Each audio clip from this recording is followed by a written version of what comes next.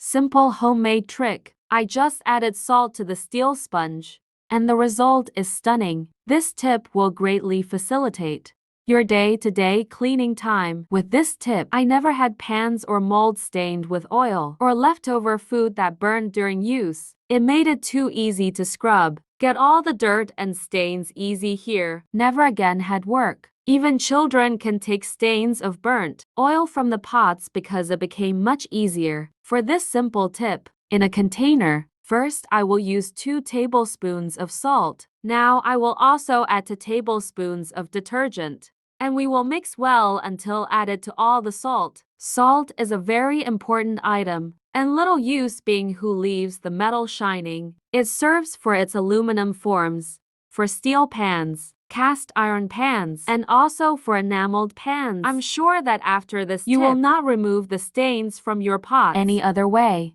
It changed my life so easily. So I decided to come here and share this tip with you. Very practical, and you will not regret making this mixture in your home. And before I forget, tell me which city you're watching, so I can send you a big hug. Today's hug goes to Gabriel Mons from Washington. I'm glad you're enjoying our tips. I even have some pots stored with stains.